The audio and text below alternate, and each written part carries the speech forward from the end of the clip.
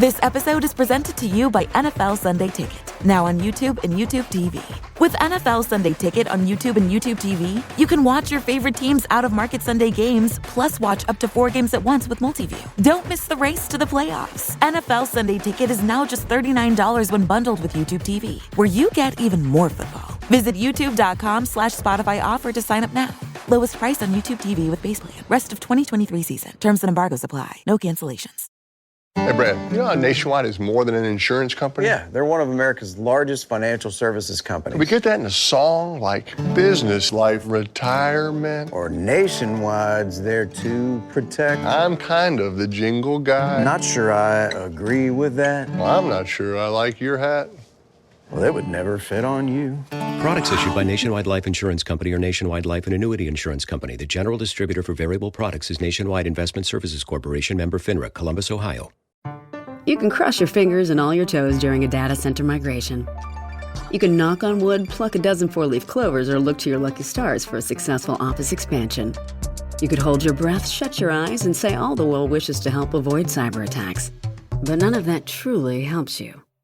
Because Next Level Moments need the Next Level Network, with the security, reliability, and expertise to take your business further. AT&T Business, the network more businesses are choosing. eBay Motors is here for the ride. With over 122 million parts for your number one ride or die, you can make sure your ride stays running smoothly. Brake kits, LED headlights, bumpers, whatever your baby needs, eBay Motors has it. And with eBay Guaranteed Fit, it's guaranteed to fit your ride the first time, every time. Plus, at these prices, you're burning rubber, not cash. Keep your ride or die alive at ebaymotors.com. Eligible items only. Exclusions apply. Over there, send the word over there. And the Yanks are coming, the drums rolling everywhere. So prepare, say a prayer, send the word to beware. We'll be over, we're coming over, and we won't come back till it's over there. Back at it again with another episode of the Shades of Blue Soccer Show. That is Over There by the Vanden Arms, our long-standing podcast theme song artists. Go check them out. They've got a good collection of soccer themes, and we appreciate them very much. It is World Cup Day, gentlemen. The match did not quite go exactly as planned. We thought they needed to get all three. That first half, they absolutely dominated, got the goal. Tim Weah put us up on top. And then, a kind of a crazy sequence and a stars aligned for a free throw into the box and a PK, and Gareth Bale levels the match. They'll take a point, I think, from this after the last couple minutes of this game. I was annoyed at a point, and then by the final whistle, I was relieved at the point. But it obviously sets up a more difficult rest of the tournament, adds some questions to how to handle the England game with some yellow cards. But I want to go to Thad here. Thad, how are you feeling? We've had a couple hours to take it all in here. How are you feeling after the first match in 8 years for the U.S. national team in a World Cup? It is a little bit of a roller coaster today. Roller coaster. Ups, downs, and all that. But I'm not feeling that bad. I'll be honest. Would I have rather them won? Yeah, obviously. I mean, that would be stupid not to. But it is the first game against a tough opponent. Wales is a good team. They're 3 or 4 different in the FIFA rankings. So a draw is pretty much a fair result. The only disappointment is that they were up so long. They dominated so much in that first half. The second half was a disappointment. Like, what happened? Why did they not? I think that would be the question for a lot of people, is how did they do so well in the first half and do so poor in the second half? I do want to talk about the lineup that Berhalter went with to start. But yeah, that's the question for me is, the plan that Berhalter that we've been kind of waiting to see come to fruition worked for the solid first 45 minutes. It worked wonderfully. In spite of, I think some people had questions about the lineup, maybe Josh Sargent starting, but whatever he was trying to do in the first half worked. The question is, why were they not able to withstand or, be ready for any of the changes that that Wales came out with tactically, because it was a tale of two halves. I hate using that, but it absolutely was. Yeah, I mean, Wales went more direct second half, and we did not handle it well. I wish we had played a little more direct through the midfield at times ourselves, but we need to be able to adjust on the fly, and I don't think Berhalter did a good job of that, adjusting his lineup or his tactics. Yeah, I think the idea there was like, keep your foot on the gas and let's not change anything. It was working so well. But yeah, there's definitely an aspect of you had to anticipate, something that they were going to throw at them. And it was I spent the last, I mean, we could talk about all the stoppage time that they're adding in this World Cup, but I spent the last 15 minutes of that just clinching and holding tight, and honestly I was happy that they survived with 1 point. I think one of the key things is, why did he not make a sub in the 60th minute? They were tired. I mean, that he eventually made more subs than Wales did for a while, but it just seemed like they were begging for somebody to come in and give them some energy. And finally, he made the Aronson sub, and then a little while later they made the other sub started in. But There was a counter in, like you said, the about the 60th minute. I think I'm remembering one in like the 53rd minute, and I just remember thinking, wow, there's some heavy legs out there already. And yeah, the subs came a little late for me. And then we got to talk about the question of Jordan Morris there, and where the heck is Gio Reyna? He, in the hours after the game, Reyna has since said that he is fully healthy and fully available. So I think that is a question of seeing him, why he was sitting there at the end of the bench.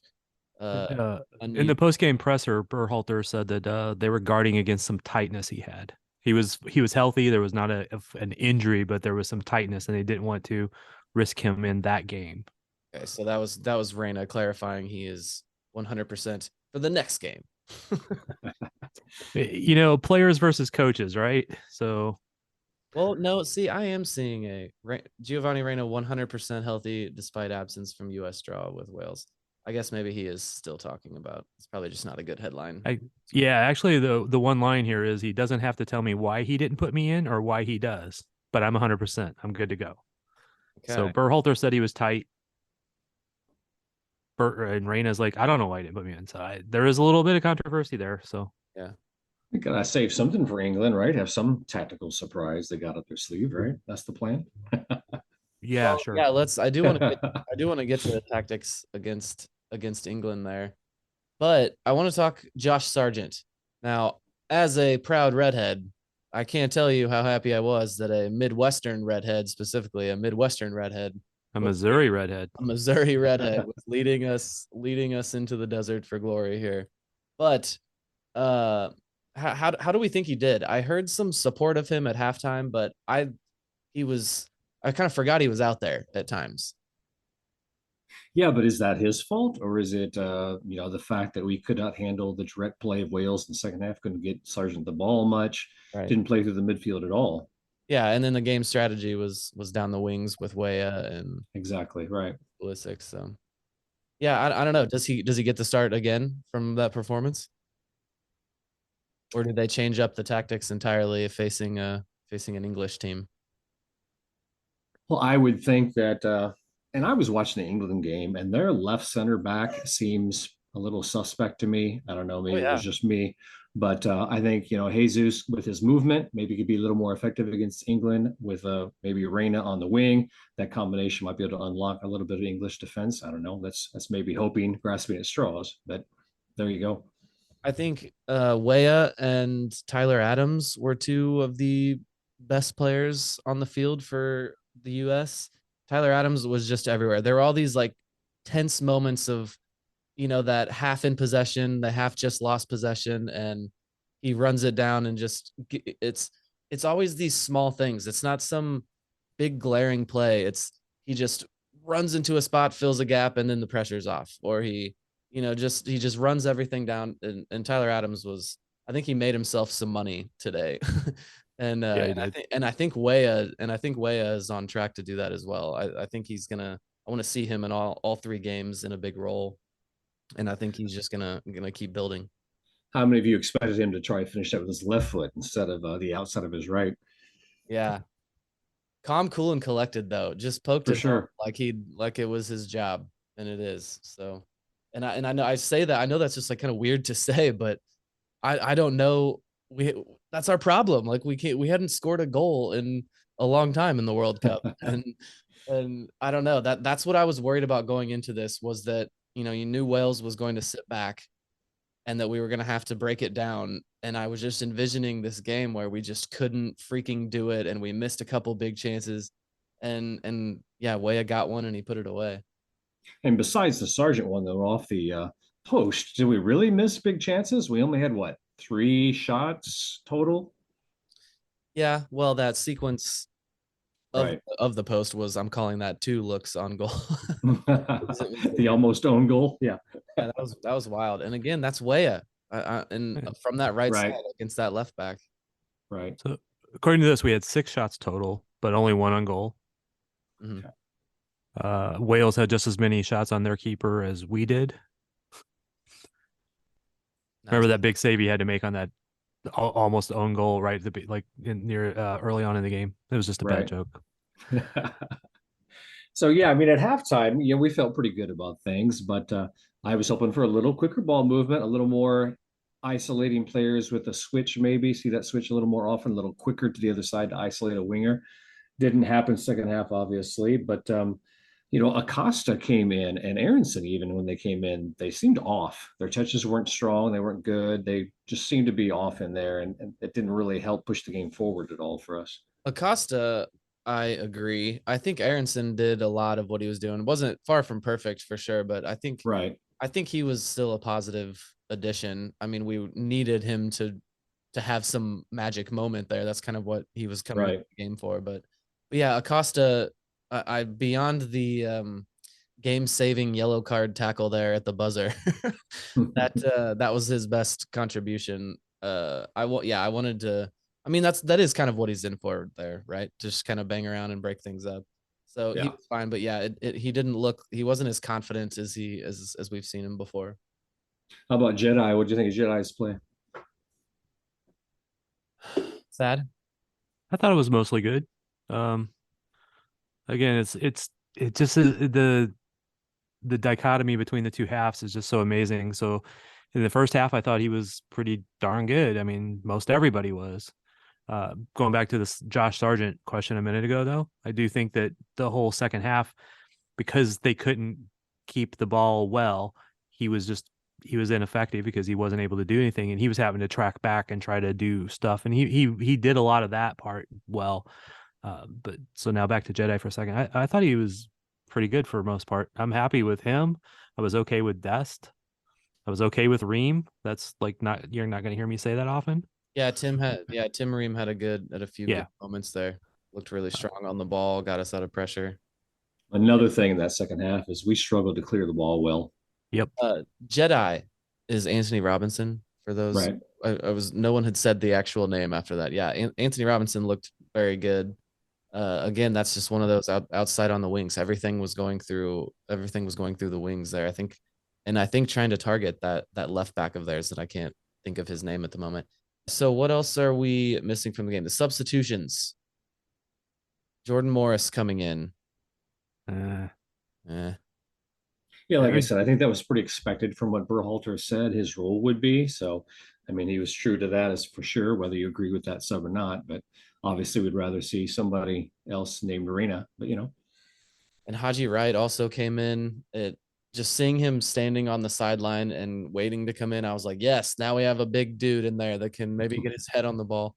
But I thought he was rather quiet as well. I think he got his head on one from a distance, but didn't really come close. Well, hey, another aspect of that is Pulisic's balls all day, corners, we're not good. No, right from the start, he was not putting in good balls at all. No. Made a great pass though for the goal. Yeah, for sure. Yeah, when it counted, he did. If Reyna plays, I think they should actually let him take the corners. Yeah, I think that would probably be the case.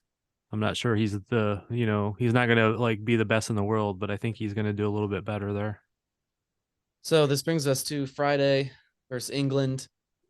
We have was it 3 yellow cards? Weston, McKennie, Kellen Acosta, and Tim Ream. Oh, sorry, and Serginho Dest. Forgot about that. The Tim Ream and Weston McKennie ones, those hurt in particular. Where are you guys at with this game against England? I'm I know we can't punt it because goal differential is going to come into play here depending on how we do against Iran. But I want to keep Weston off the field, right? Like, Yeah. at least I don't think you can start Weston. I think he needs 90 minutes to sit and just to ensure he will be on the field for 90 minutes versus Iran. You might say the same thing about Pulisic. He was limping a little bit at the end. He may come in as a late sub against England, but we want to make sure that both of those guys are ready for Iran. Christian Pulisic is not Christian Pulisic unless he's limping a little bit during a game. And pissed off.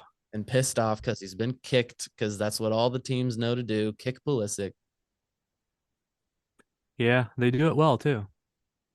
It was a little, those first 2 yellows though. I mean, I think one of them was pretty okay, but the other one was a wee bit soft. But yeah, McKennie's, I think.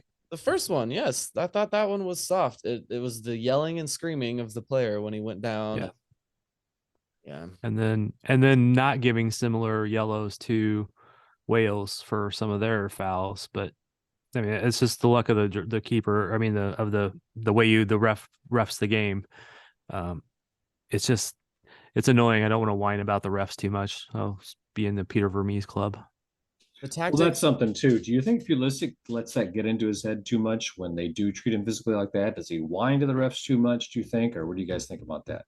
Well, we've seen it work for him. We've seen him get pissed off and be the guy that you don't want to piss off. But does he keep his focus though? Or is he too focused on bitching at the referees? As a guy who always gets heated like that, it's for me, it was always just like, it's just instinctual. You're not necessarily focusing on the ref, but if you're pissed off, you're going to like yell something about it. Right. But I don't know. I'd rather see him focus a little bit more on the play. And I understand he's pissed off, but. Well, that's why he did not get voted by his teammates to be captain, and Tyler Adams did. Perhaps. Yeah. I think it's a situational thing. Sometimes him being pissed off actually helps him play better. And I think sometimes it is a distraction because he's like still yelling at the ref when the ball is going the opposite way up the field. Right. Yeah. It's that moments that he needs to be way better at. Be pissed off and just take guys on and kill them. That absolutely, use that anger to fuel your speed and strength and all that stuff. But don't let it take your mentally looking the other way when there's plays going on. So he's a fine line, man. He can be that guy who can be a monster when he's pissed off, and he can be the guy who, he's watching the ball go up the other way of the field and he's 50 yards behind the play. Tactically, I do think this is going to be very interesting how the U.S. comes out with this, especially considering that we kind of saw this new, the new system that they showed in the first 45 minutes, because you cannot do that. They're not going to be able to do that against England.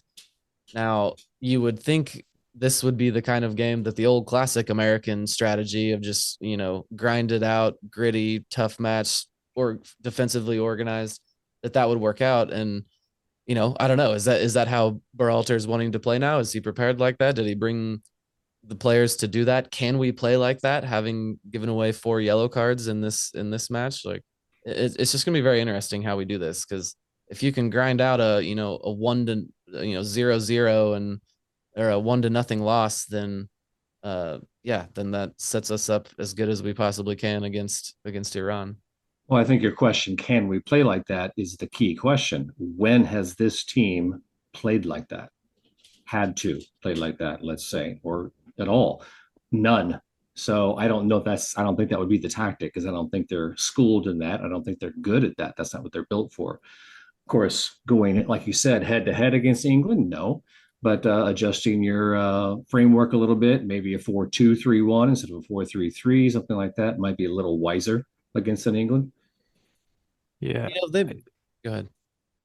I kind of disagree a little bit, Robert. I think they have had to play like that at times in qualifying, because a lot of times on the road, they were just being run over. They didn't have possession. it's not the same as playing against England, obviously, but they did have to kind of bunker and just try to counter it a bit. So I don't think it's that far out. And then you have guys on the team that have played on teams that have to do that.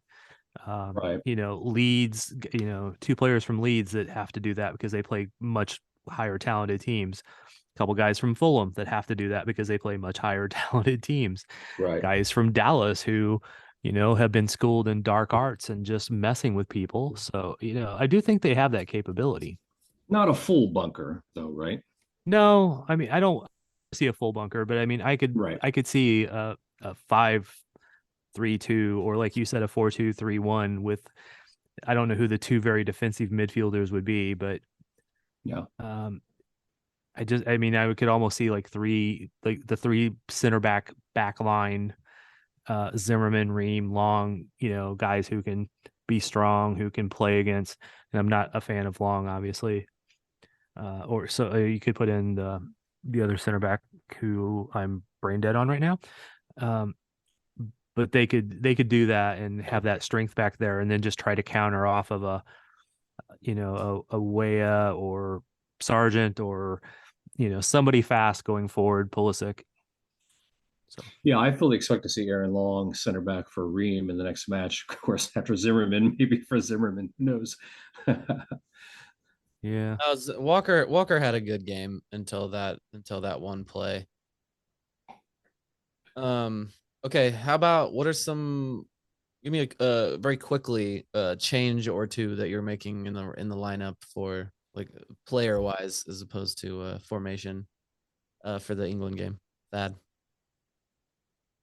I would probably bring in Jesus. Okay. Just are you sitting in a yellow card, people?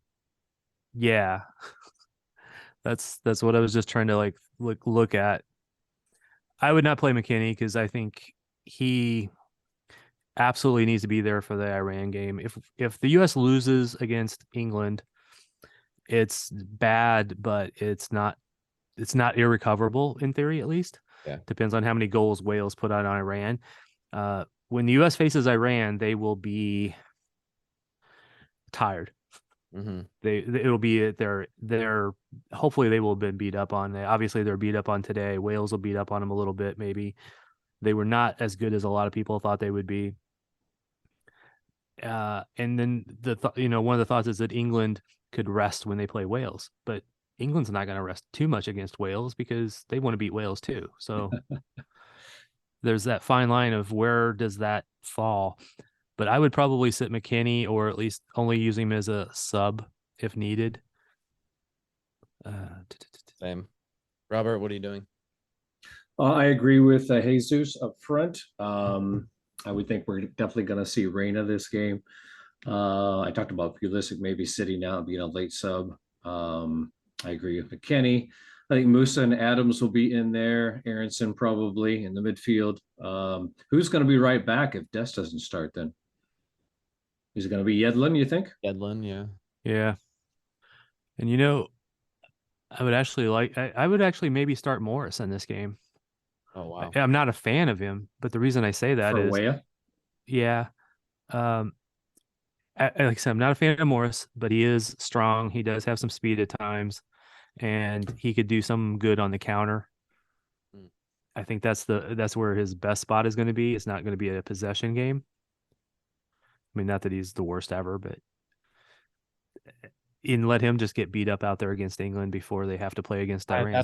Kyle Walker would just destroy Jordan Morris, wouldn't he? I just don't see Jordan Morris doing much against Kyle Walker and those guys. He doesn't have to do much. He just has to keep the It's the prevent goals at this point, and then hope for the counter.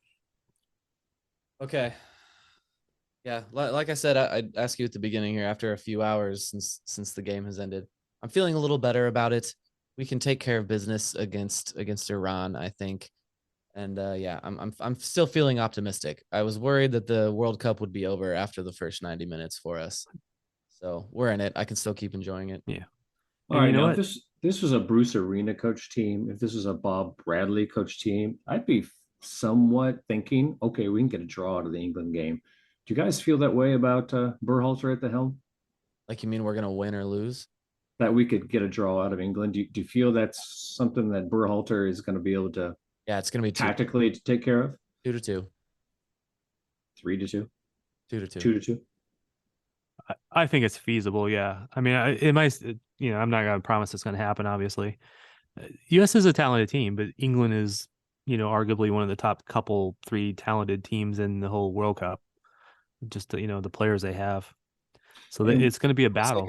Pulisic in the first half, and McKennie gets ahead on a dirty set piece to equalize in the second half. But yeah, US plays England well, man. I mean, wars, World Cups. That's what I was hoping you were going there with that one. So you think it's a factor that we looked fatigued second half and England had a breezer against Iran? Yeah. Yep. That's why I advocate for changing like half the team, actually. Right. I mean, right. And again, I'd have to sit there and look through every single player and know what their health status is, but I would switch out 5 or 6 players potentially and go for a very defensive lineup. I won't say bunker because Robert will give me crap. Shithousery draw is what we're going for. Yeah, I mean,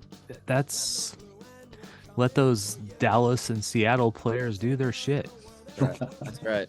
All right, we will be back with another show on Friday, hopefully after that game, and for the Iran match as well, and beyond, because we're getting out of this group. So yes, we'll talk to you boys later in the week. Well, happy Thanksgiving, everybody. Happy Thanksgiving, USA.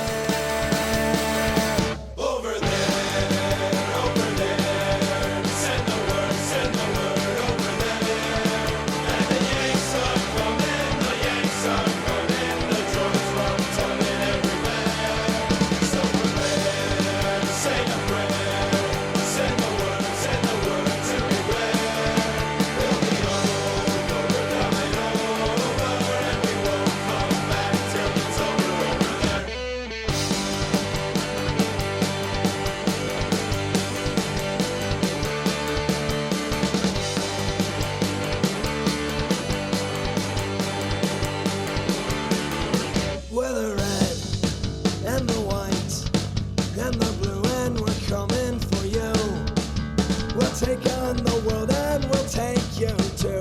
So stay standing tall, proud and true. Yeah, we're the